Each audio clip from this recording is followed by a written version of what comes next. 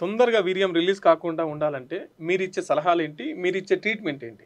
ఇప్పుడు బ్రదర్ అడిగాడు కదా, సెక్స్‌లో టైమింగ్ పెరగాలి అంటే ఏం చేయాలి?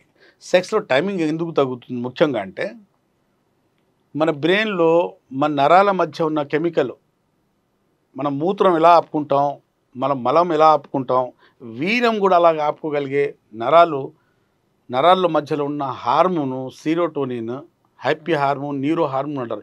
ఈ హార్మోన్ మళ్ళీ పెరగాలి. ఈ అంగము బాగా కొట్టుకునే వరకు ఈ ముందు భాగం సెన్సేషన్ బాగా అంటే అతిగా సెన్సేషన్ పెరిగిపోవటం వల్ల యోని తగిలినా, పార్ట్నర్ చేయి తగిలినా, ఆమె శరీరం తగిలినా వీరం తన్నుకుంటూ బయటకు వచ్చేసి ఇక్కడ ఉన్న సెన్సేషన్ తగ్గించాలి. యోని ముందు భాగంలో చాలా సెన్సిటివ్ నరాలు ఉంటాయి. అలాగే అంగం ముందు భాగంలో కూడా చాలా సెన్సిటివ్ నరాలు ఉంటాయి. ఆ నరాలు దేవుడు ఇక్కడ ఎందుకు పెట్టాడంటే, మనం స్ట్రోక్లు ఇచ్చేటప్పుడు లోపల మన అంగం ఎలా కదులుతుంది, యోనిలో మనం ఏ గోడలు తగులుతున్నాయి అనేది మన మెదడుకు తెలుస్తుంటుంది. అది సెన్సేషన్ అంత ఉండాలి.